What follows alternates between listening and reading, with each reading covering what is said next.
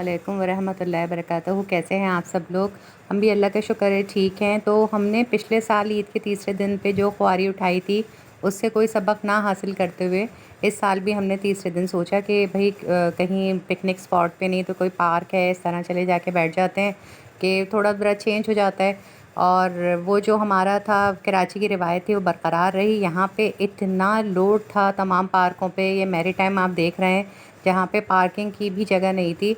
और लोग फिर भी ज़ाहिर है ये ऐसा ओपन पार्क है कि लोग फिर भी कोशिश कर रहे थे जाने की। इसके बाद हमने सोचा कि पीएफ जाते हैं, तो तकरीबन 45 मिनट्स की रोड जो बिल्कुल जैम था उसको हमने वेट किया। बेटा जो है हमारा वो पसीना पसीना हो गया था इस ट्रैफिक जैम के अंदर। तो जब मैरी टाइम पहुँचे हैं तो पता लगा कि उन्होंने तो रोड ही बंद कर दिए, यानी वहाँ अंदर टिकट्स ही नहीं दे रहे हैं, इतना अंदर रश था।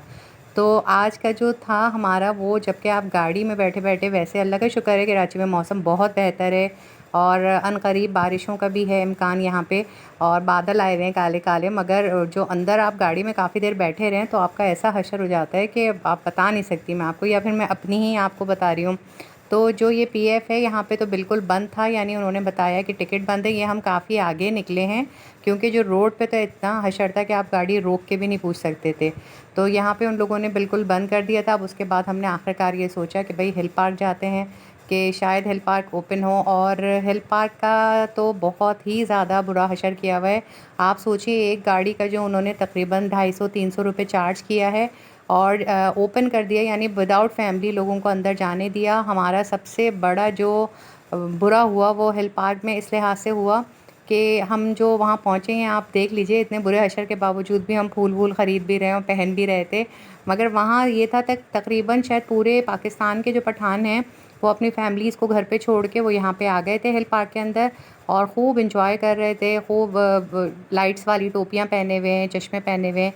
और यहाँ पे हमारे जो समझें टिकट भी था ना अंदर जाने का, जो उन लोगों ने तकरीबन 2 गाड़ियों के 4 साढ़े 400 रुपये चार्ज किए हैं, तो वो बिल्कुल इस लिहाज से बेकार गया कि वो अंदर हम सिर्फ चढ़े हैं और वहाँ का ये हशर देख के कि इन लोगों ने जो टिकट लेने वाले हैं वो सब भी पठान थे, और वहाँ पे जितना उन्होंने तमाम लोगों को जगह दी हुई थी, यानी पूरी कहीं कोई फैमिली नज़र नहीं आ रही थी। ये उन लोगों का वैरायटी प्रोग्राम चल रहा था, बड़े-बड़े टैग लगा के, और ये लोग उस पे म्यूज़िक डांस कर रहे थे और काफ़ी लोग इसको बैठ के शौक़ से देख रहे थे। शौक़ इतना बढ़ गया था बाद में कि हम वीडियोज़ भी नहीं बना सके कि लोग सब जमा हो गए थे आस-पास।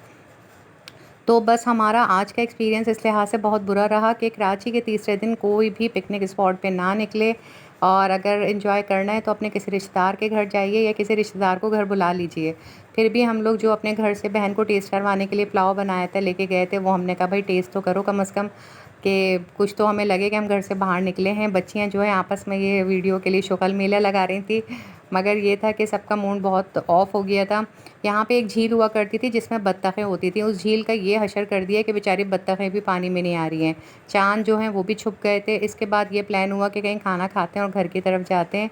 तो ये जो बोलान सज्जी हाउस है यहाँ पे सिविक सेंटर की तरफ, यहाँ पे हमने खाने के लिए करा कोशिश। और यहाँ की पार्किंग का भी एक बहुत बड़ा मसला था क्योंकि पूरा रोड आपको घूम के आना पड़ेगा, तो हम पैदल ही गाड़ी पार्क करके उतर के गए।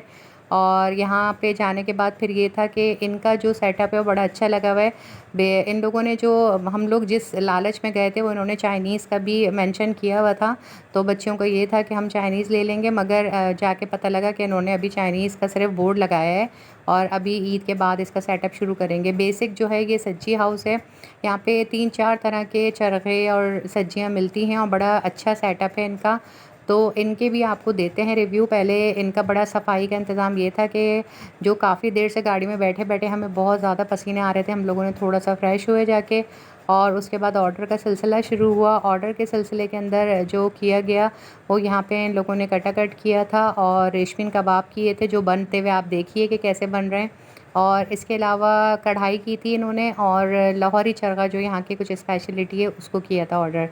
तो जो टेस्ट की अगर बात करेंगे तो बहुत ज़बरदस्त टेस्ट था, यानी हर चीज़ ही बहुत अच्छी थी। सबसे बड़ी बात ये कि इनका जो अंदर का था इसका भी डेकोरेट बहुत अच्छा साफ़ सुथरा हुआ हुआ था। बहुत अच्छी तरह से इन्होंने सब चीज़ पेश की, सफाई का इंतज़ाम अच्छा था। मगर वही कह लीजिए कि या फिर ऐसी जगह होती है, या फिर जो हम लोग चॉइस करते हैं कि अच्छी जगह हो, साफ़ सुथरी जगह हो, तो उसके लिए कोई पे भी करना पड़ता है। तो बस यहाँ पे ज़ाहिर है हर चीज़ के रेट्स जो थे वो थोड़े बेहतर ही थे, मगर ये बात भी है कि जो अच्छी बात है खाना भी यहाँ का बेहतर था, अच्छा था।